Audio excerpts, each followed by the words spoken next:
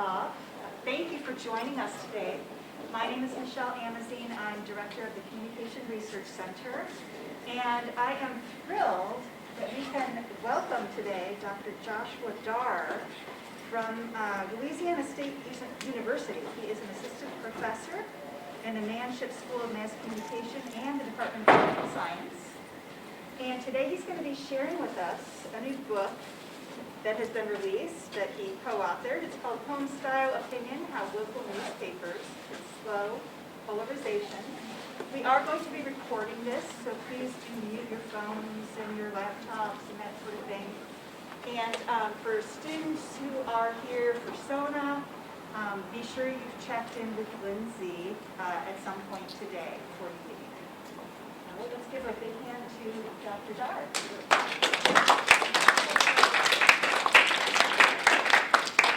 Thank you so much for hosting me and for this great turnout. I'm really excited to have the chance to talk with you today about my research on local newspapers.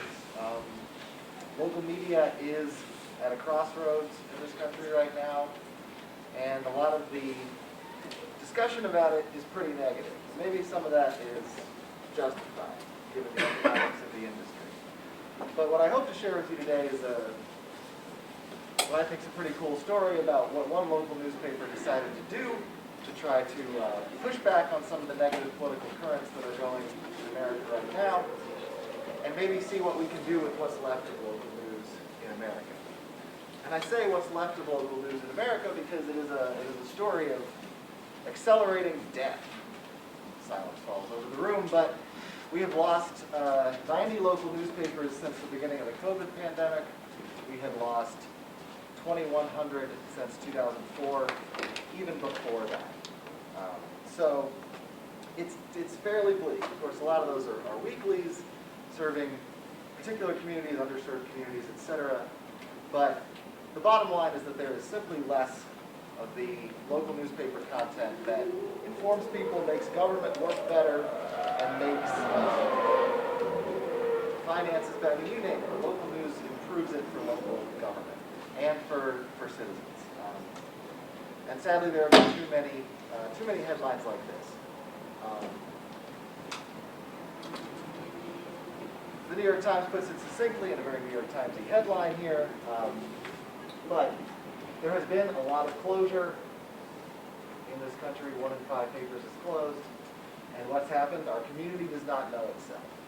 I find it ironic that this is being reported by the New York Times, which is doing extremely well, despite any reports you may have heard of them failing. They are not. They have actually been able to be so successful that they've translated online news into a subscriber-based revenue model. They get more money from subscribers than advertisers. That is bonkers. If you know anything about the economics of news, where traditionally about 80% of the revenue would come from advertisers. So the New York Times, which is almost exclusively national news, has flipped this on its head. National news is doing great. If you have felt like there's too much national news in your lives for the last 5 years, let's say, it's a real thing that's happening in the newspaper and in the news industry. We are in boom times for news about national politics, and we have never had less at our disposal in the local news realm. So I'm going to connect this to politics. I'm a trained political scientist after all. But the question I'm asking and that my co-authors and I asked in this book is the decline of local news polarizing American politics? Is it driving us further apart? That we are losing the most local sources of information that connect us to the government that is closest to us. Right? But it's not all gloom and doom. Is there anything journalists and editors can do about it? And that's where this project sort of came in. Right? There are things you can do. There are actions that can be taken, if only, of course, local newspapers have the resources to do them. But local newspapers need those resources, but if they have them, they can do some pretty cool stuff. So, just as a little reminder, my co-authors, Matthew Finn and Joanna Dunaway, and I have published one article and one book on this. And that's sort of where I want to start, actually. In 2018, we published an article based on observational data about where local newspapers had closed We found that when a local newspaper closes, the votes in that county are more determined by party than they were before. People are more likely to vote a straight ticket, one party up and down the ballot, than a split ticket where you pick and choose parties at each level of government. And we show in that paper that this is likely due to readers turning to national news, to fill the void, to fill the vacuum in their news habits. And why wouldn't they? It's everywhere. You can still get the news. It's just going to be more national, and it feels more important. You can talk to everybody about it. Everybody has these common reference points in national politics. So we found in this paper that less local news when a local newspaper closes results in more polarization. But we weren't really able to test the flip side of that, the vice versa example there of more local news, until this book project literally fell into our laps. What happens when the newspaper becomes more local? On June 8, 2019, my co-author received a Google alert that somebody had mentioned her name. It turned out to be the start of this project because the local newspaper in Palm Springs, California, the Desert Sun, was deciding to drop all national politics from their opinion page for a month. No wire stories, no Trump, no Congress, none of it for exactly a month. Trained social scientists will go, natural experiment, right? Your grad school advisor tells you, look for those whenever they happen. And this one fell into our laps. I will note, one of the things the pandemic took for me was a trip to Palm Springs I had planned in March 2020. So I put this beautiful slide up there to remind me of what I missed. I'm still welcome to any invitations out there. But it's turned out to be quite a place, and they sort of chose us. So yeah, it was really cool to get to learn more about this community, but it definitely would have been cooler to go visit there. So I'll sort of proceed in 3 stages here. We'll talk a bit about polarization in media, talk about the book and our summer vacation that we studied, and talk a little bit about where I think this research is going to go. So what do we mean by polarization? Okay, political scientists define this in different ways. In Congress, it's pretty clear, the y-axis here being distance between party means of ideology, that we used to be pretty polarized. We got a lot less polarized in the 60s, and then we were very much polarized again. Right? That, they're literally just further apart. The liberals and conservatives are not as near each other in terms of the votes that they take and the issues that they espouse. The question that a lot of political science has been debating over the last 2 decades is, does this represent itself in the public as well, or is this just an elite story? Right? And there's a lot of evidence that the public is polarizing along with their elites. You can see here, the 2 distributions of Democrats and Republicans of consistently liberal, consistently conservative. Those medians are getting further apart in the mass public, not just in Congress. They're happening at the same time. Always have to disentangle things that are happening at the same time that they are. And one direction that this literature has gone in is what we call affective polarization. And I tell everybody that political scientists are bad at naming things. But really what it means is that you just don't like the other side as much. You dislike them, you be very literal about it, you rate them lower on a 0 to 100 feeling thermometer, right? Like that's the survey question. You say like Republicans or Democrats or whoever your own party is, they're bad and my group is great. So at least to that. There's also a question, we'll talk about social polarization. Are you willing to socialize with these people? How happy would you be if you had to? Again, the actual question is, how would you feel if your child married someone of the opposite party? You see how people react to that. So some of these questions get at this in interesting ways. But again, polarization literally means distance, right? It means how far apart are you? Again, in vote choice, we measured straight ticket versus split ticket. You can see this in the Senate. This graph is not updated, but if it was, the trend very much continues. In 2016, there were 0 states that sent a senator to Congress that was of a different party than that state voted for president. It used to be very common.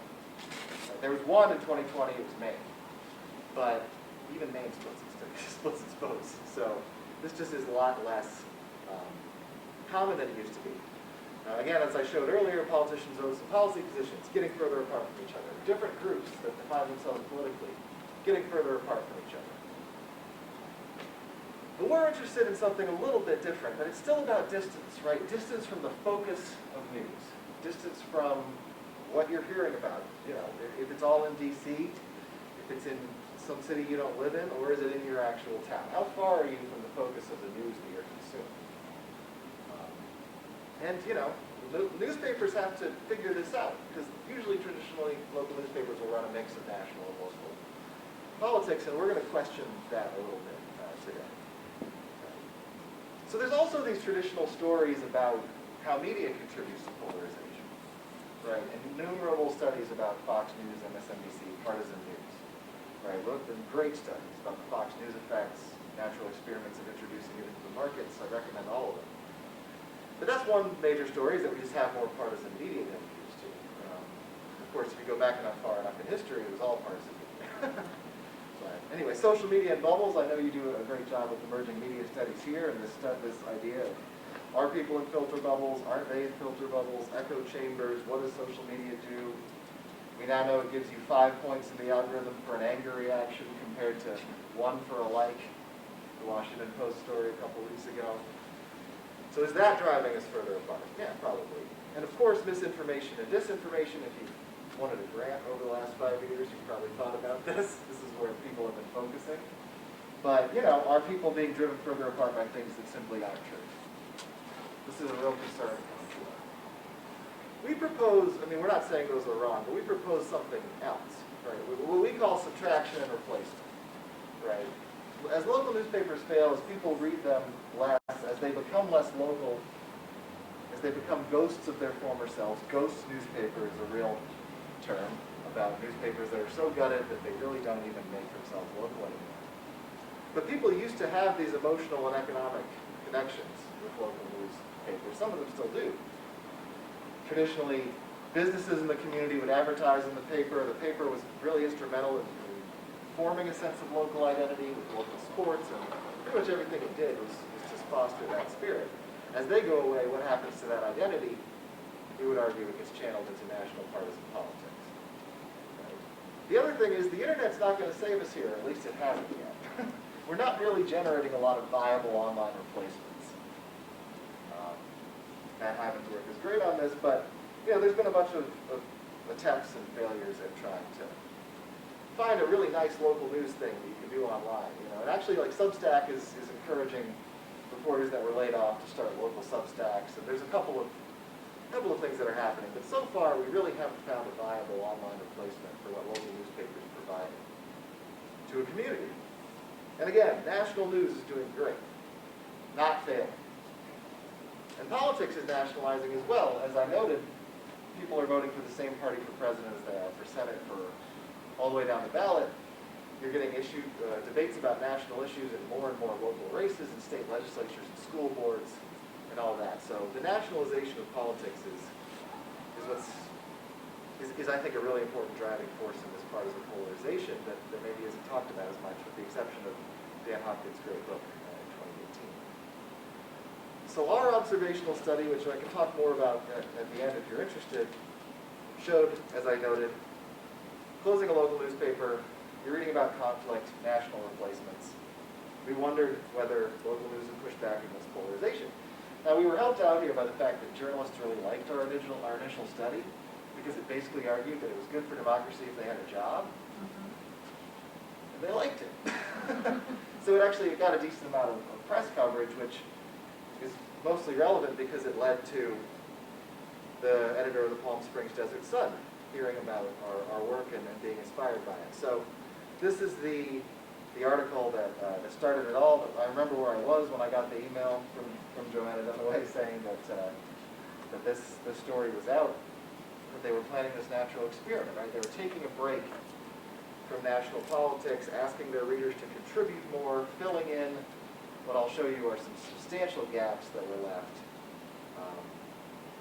by taking national politics out of the opinion page. Now, it's just the opinion page. I think it's important, but it's not like they took all the national news out of the newspaper. They took it out of this one particular spot, the opinion page.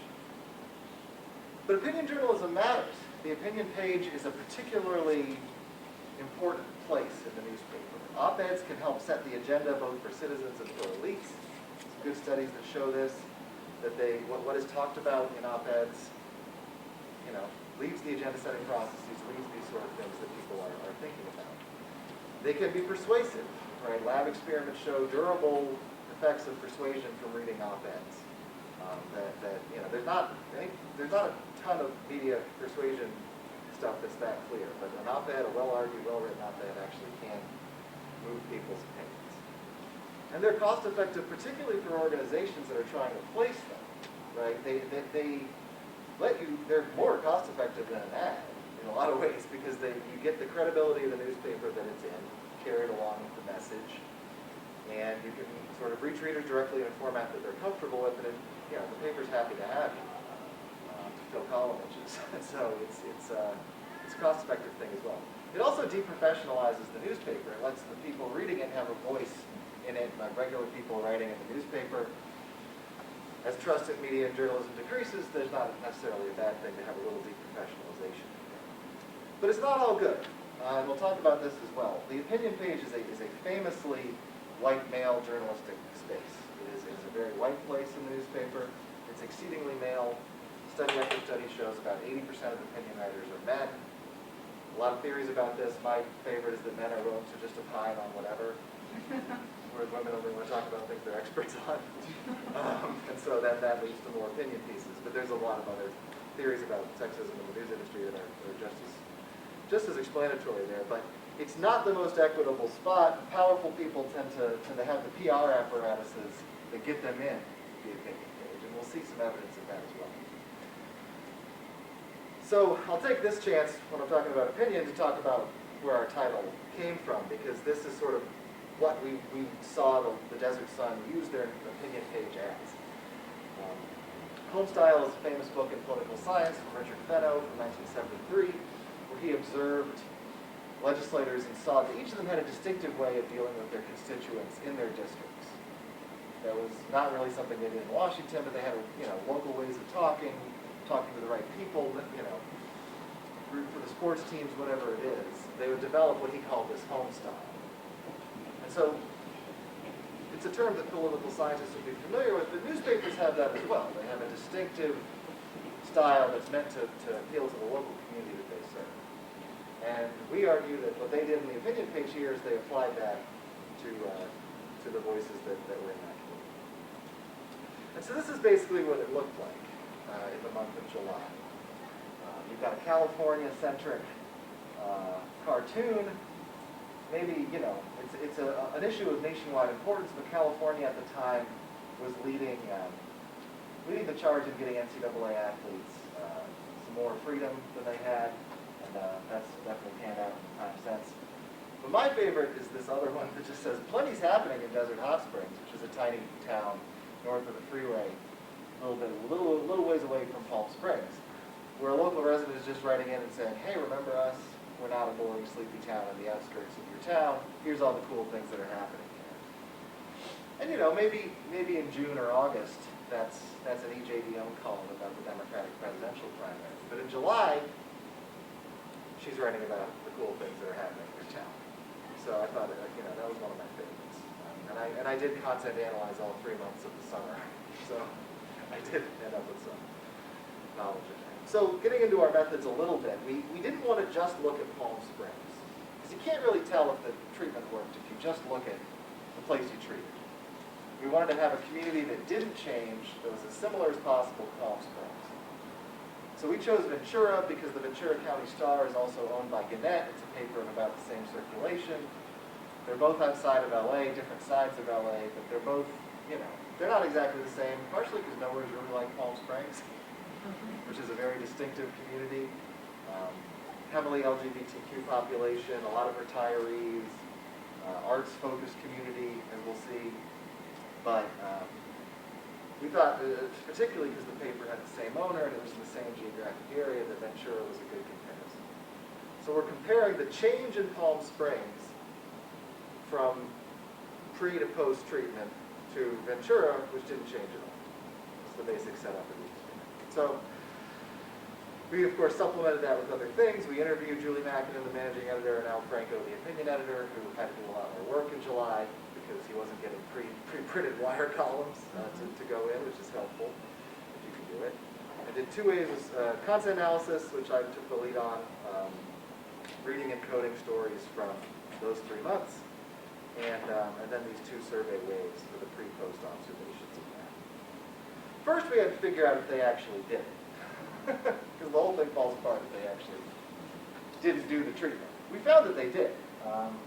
Local California, or we said we operationalized at the state level, but California topics were almost all of the stories on the opinion page and letters to the editor in July. The other ones were like personal histories that weren't obviously about California, but they weren't national. And that's a huge change. It's actually kind of a strong treatment, right? Because that, California stuff was either half or less than all the other times we observed. It just, for a local newspaper, it wasn't talking about California all that much on the opinion page at least. And of course, the test of whether you've really dropped national politics in 2019 is whether or not your story mentions President Trump, because he was completely unavoidable. Right? And so, this paper was devoting about 1/3 of its opinion page to content that mentioned President Trump. And a lot of those were letters. A lot of those were op-eds. Any national op-ed they brought in, obviously, would have mentioned him. But as you can see, for the most part, Palm Springs' opinion page had a Trump-free month in July of 2019, which we didn't think was possible. So how did it change things? Well, this gets at some of the peculiarities of Palm Springs, but I don't know if this part is really generalizable, because it's going to depend, really if local concerns are going to shine through, it's going to be different in every community. In Palm Springs, what that looked like was a letter writing campaign about preserving a particular architectural landmark in the city. The Town and Country Center was an architecturally meaningful building that had been designed by one of the first accredited black architects in LA. It was falling into disrepair and scheduled to be demolished, and the citizens came together to write all these letters about how important it was and how it needed to be preserved. And that filled a lot of space that they needed to fill, because they, again, didn't have those Trump letters. So it wasn't, not a big change in the op-eds, but a huge change in the letters to the editor. Same thing happened with transportation, right? So these 2 combined are more than half the letters in July. The minor league affiliate of the Seattle Kraken, the new hockey team, is in Palm Springs. And they were talking about where to build the arena. And in California, that means traffic. So a bunch of people wrote in about how they didn't want it to be downtown because they didn't want the extra traffic. That's as much of a local politics issue as I can think of. So we were encouraged to see the most local of things shining through here. Now, getting back to these questions of race, gender, and power that you have to talk about when you're talking about an opinion page, we didn't really know what to expect, right? It might make the opinion page look more like the community it served.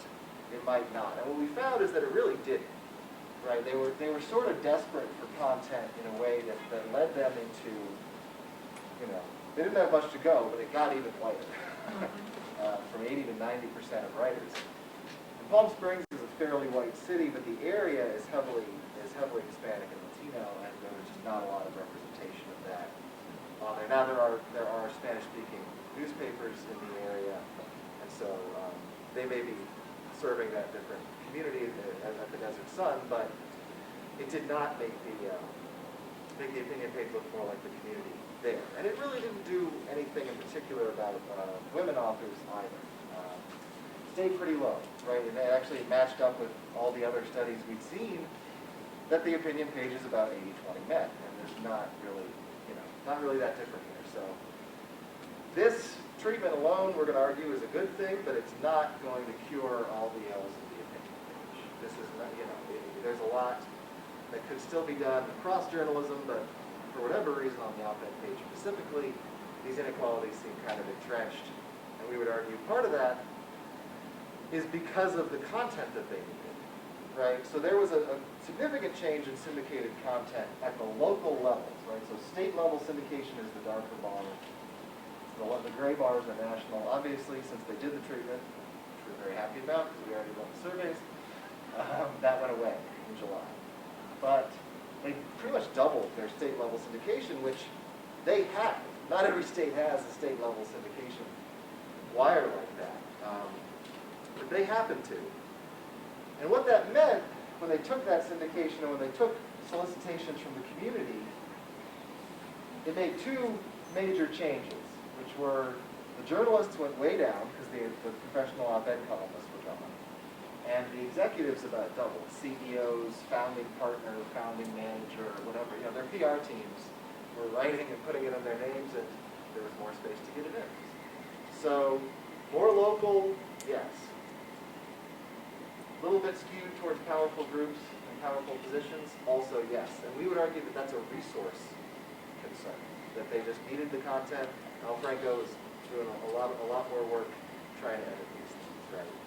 So there was more local issues, there was less national issues, fewer mentions of nationalized topics like immigration.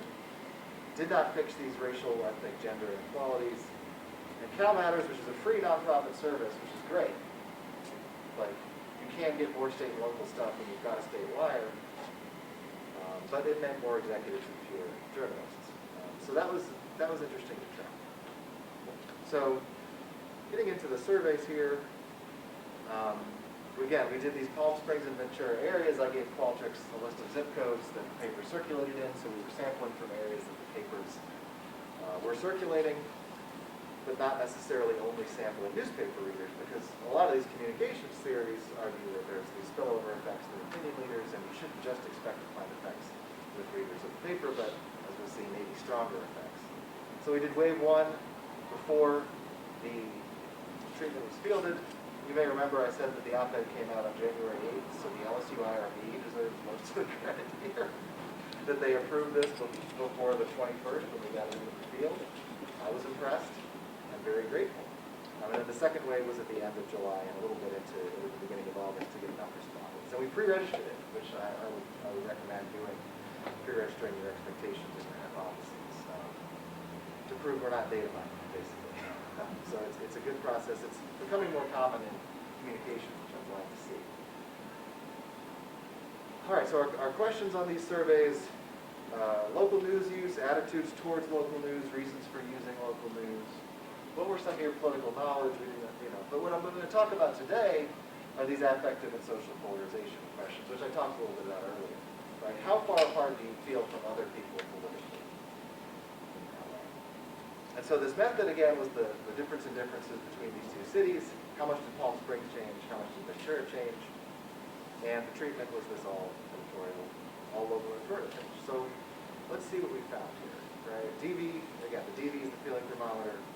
We found that the treatment slows affective and social polarization. It doesn't decrease it, but this is a hard attitude to budge. Not liking somebody else is a hard attitude to move. So it slowed it down, it stopped increasing across these three groups, across those who prefer to read their local newspaper to get their local news, those who are politically knowledgeable in national politics specifically, and those who are involved in politics, those who say they participated in politics recently. This profile kind of fits a classic opinion leader in the communication literature, somebody who's engaged, somebody who participates, somebody who knows things. And so we were particularly interested to see whether those people were the ones who were affected by our treatment. So this is sort of a graphical representation of these findings. The gray line is Ventura. It went up among those who prefer the newspaper. Palm Springs stayed pretty flat. It slowed down. Same for knowledge, and same for involvement for affective polarization. So it didn't stop it from increasing, but it increased at a lower level. And I'll note, July was a fairly contentious month. Bob Mueller was testifying before Congress. There was a send her back chant about Representative Ilhan Omar at a Trump rally. And the Democratic primary the month was actually capped by Democratic primary debates.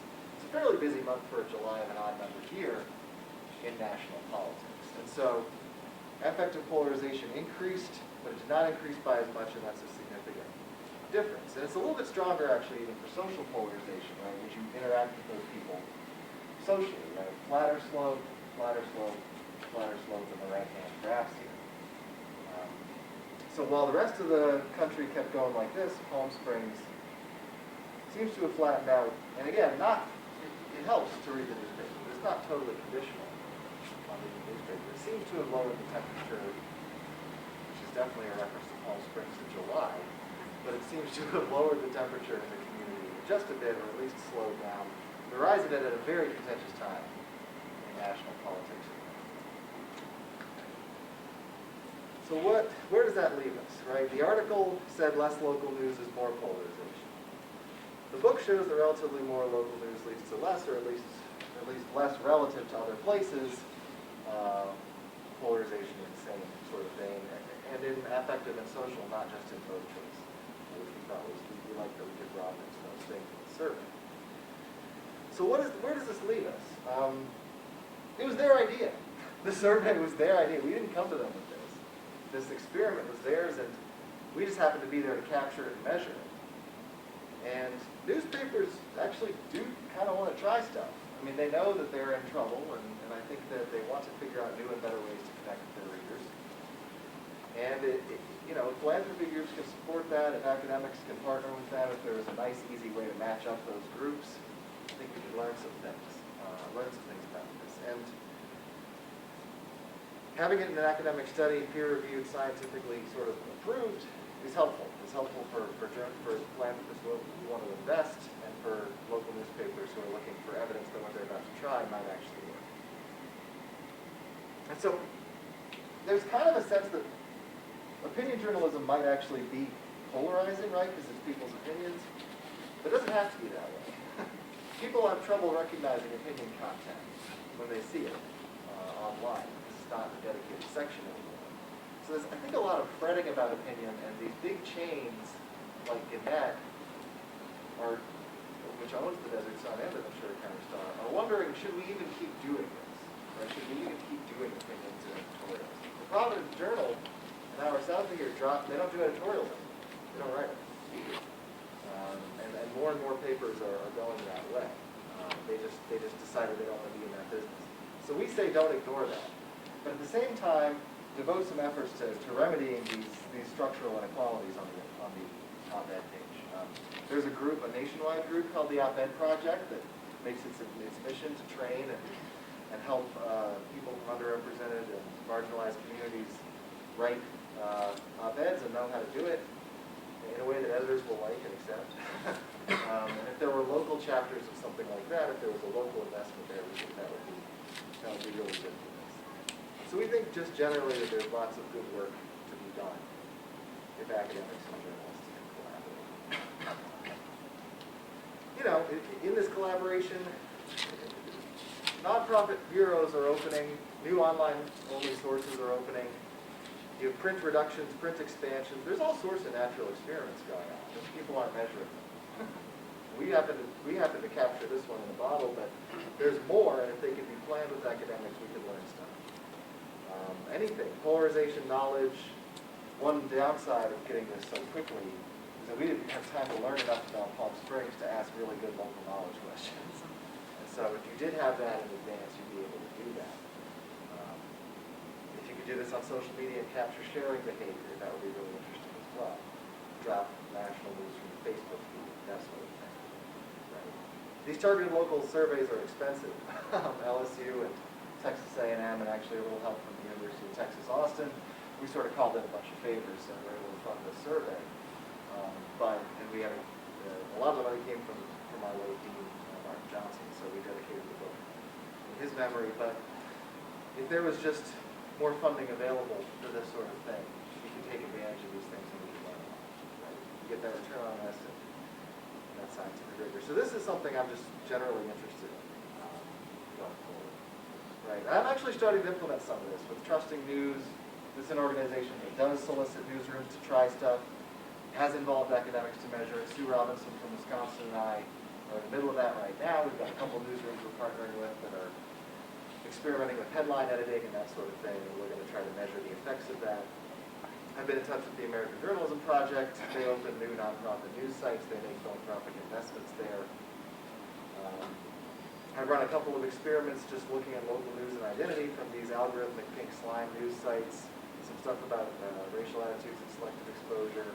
What happens when you just give people a heavy dose of identity primes and say, like, think about your local town, write about your local town, that sort of thing. Does that level of polarization to just put people's minds back home, right? And sort of at early stages, looking at public health and comparing these deserts and hospital deserts. So those are some of the directions I hope to go with this with my co-authors. But in general, it was such a cool thing, and they were so great. The newspaper editors were so helpful, and I would love to see more of that because it was fun for me. So thank you so much for listening, and I'm really looking forward to talking about it.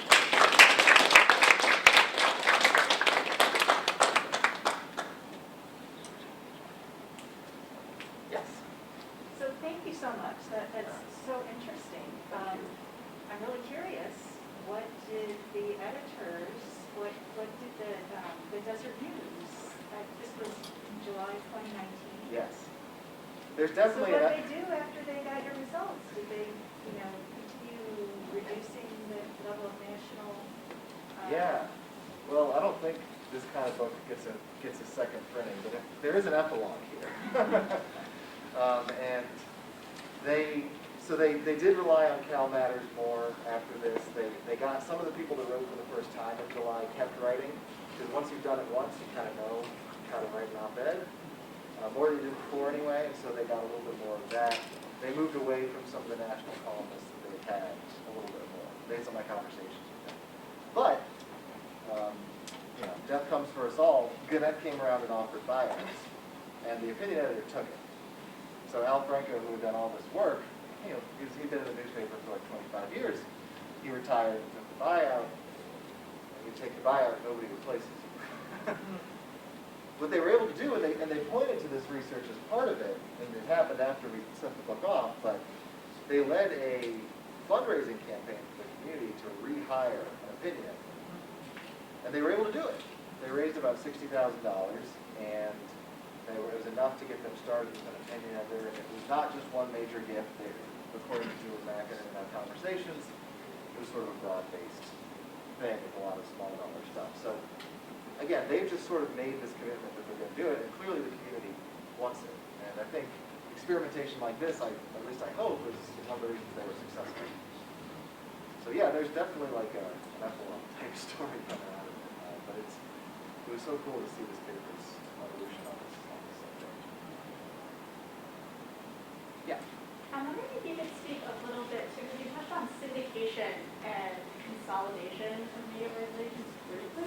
I'm wondering if you could speak a little bit to any research that you and your co-authors may have done, or anything that you've thought about in regards to how big-scale consolidation and syndication of media organizations, even in a non-profit perspective, so like NPR, for example, interjecting, NPR is huge with syndicated content. Like you'll see the same content WQR and WGH down the street. So any research you guys have conducted about that or any thoughts on that would be much appreciated. Yeah, I mean, as ownership consolidates, they're going to look to cut costs, and actually, yeah, there is. I mean, Gannett publishes USA Today, and each of these papers had a USA Today section. It was like a two-page, four-page thing that was always in there. That was just national news, branded as USA Today. Their columnists were not under the umbrella of Gannett. They were Washington Post, Chicago Tribune, you pick the Lemon Pitts from Miami Herald. They had all these different people, and I think that's just how national syndication works. But definitely as these places sell off their downtown headquarters, they cut employees, they have to fill there's less pages than there used to be, but they have to fill them. And so you're going to get more of that syndication and common content. And the home style, the things that make the paper distinct are just washed away in that process. And so I don't know if it's syndication so much as just cost cutting, but they end up looking pretty similar. Yeah. Yeah, Josh, thanks so much for a really cool study. Can I ask you to speculate a little bit on the mechanisms that drive the, maybe not reduced polarization, but the reduced growth in polarization? So it seems like there's a couple possibilities. One is that people just aren't reminded of all the crazy stuff happening nationally, so that falls in salience for them. Another possibility, the one alternative, is they come into contact with people from the other side through their local environment, and they realize that these people aren't monsters and they might be able to be trusted. Seems like there's other possibilities too. Have you answered any of those questions, or? So yeah, there is a chart. The only content analysis part that we put in the survey chapter is mentions of parties, which went from about 25% of all pieces down to 10. So just literally any story that had the word Democrat or Republican in it. So there, I guess based on that, I would lean more toward the salience explanation. But part of the problem with doing this at this point was it wasn't around an election. You know, July the 9th of the year, we're very grateful. Beggars can't be choosers here, but if you could do this around an election, you could get a really good sense of that, I think, because it would, you know, I think you'd see people portrayed in different ways, and you'd see maybe candidates more willing to focus, because candidates want to earn media, it's always going to be more efficient. So you might see candidates focusing on more local stuff, and you might be able to lower the temperature on that a little bit, instead of all the incentives being to earn national news, to get fundraisers from across the country, like the deeply nationally funded Georgia race from last January, right? You change the economic incentives for candidates, and they'll change what they do. So I think in order to really answer that, we would need to run it around the election, would be my guess. And I would like to. That's also a little bit higher stakes for the paper. So you need a lot of buy-in for that. Yes, thank you again for your research today. So I really like the point where you pointed out that opinion, we should not ignore the opinion tab section, because like we are from the Emerging Media Studies program, and a couple of weeks ago we were talking about some newspaper going, they have their social media and going online, so it kind of diminish offices that come from last time perspective to be heard, and more local newspaper are dying. So I really like the point that you said that more diverse perspective should be heard, and more local newspaper probably leads to less polarization. Thank you. I think the opinion page is a great site for that, right? Because you can welcome people in that are journalists, and then but it takes recruitment, and it takes editing, and it takes work, and if you don't have the people, you can't do the work.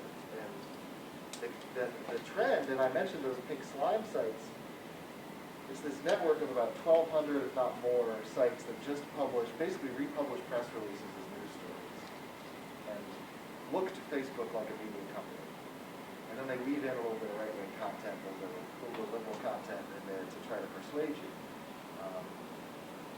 That's sort of a really specific version of just the kind of content that's easy to distribute, the kind of content that's easy to, as you pointed out, centralize across your different things. But to get really local voices in takes effort and work and importance and space. And so even a part-time opinion editor, I mean, Julie Mackinnon said this in our interviews, like even putting part of someone's job on opinion editing would be a help for this. It is something most papers don't have anymore. It just doesn't exist.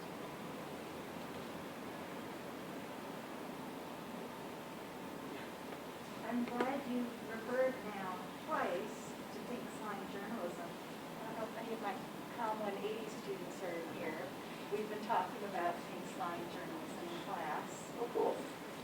Can you expand a little bit more how you see what's to prevent the loss of local newsrooms being completely taken over by all these networks that say that they are providing local news, but as you said, it's, you know, you could be in Florida and reporting on what's happening in California, cut and paste. Yeah, the automated obituaries and all that Yeah. stuff that's creepy and weird. Yeah. Yeah, I think that's, I mean, economically that's sort of where this is going to go because it's so cheap to produce. And so I think, you know, people have to be in the end willing to pay or at least have different groups support the kind of community involving journalism that we're talking here, of expressing those opinions. But, you know, maybe not at the algorithmic level, but at these hedge funds that are just basically leveraging the brand name and cutting out everything that is actually a part of it. I would recommend Elaine Godfrey's story in the Atlantic from last month about her hometown paper in Iowa and how it's just gone. Burlington Hawkeye, it's just like they sold the headquarters, they sold everything else, and how they sort of, people miss it, but it's not clear what the emerging alternative is going to be. So, to that pink slime point, I will say I ran an experiment on that and found that the people that are heavy consumers of local news aren't fooled by the local newspaper facing ones, right? If you name something the Boston Times, and that doesn't exist, people are going to know that, right? But how long does that last? As long as the brand name of the newspaper holds some weight, right? And so I think probably there's going to be more of it unless there's some sort of infusion of cash that lets them hire people again. And I don't totally know where that's coming from. There's a lot of space for philanthropy here, but there needs to be an economic model that can do it. And Substack is at least like possible. Like getting local reporters to do a newsletter is not as good as a newsroom, but it is something, and that seems to be a possible strategy. But as I said, it just hasn't. One has not emerged, and it's not like when Blockbuster was replaced by Netflix. There's no Netflix in this situation yet. And so you got to see what that is. You got to figure it out. Yeah. Thank you so much for sharing the research. And I know that you were specifically focusing on taking national wires out and seeing if local voices made a difference. Do you think that once, this might be wishful thinking, even national newspapers start hiring more diverse voices, do you think that would have an effect on, or a ripple effect into the local periphery? Yeah, so, I mean, I think that's just a good thing to do, obviously, and it's something that's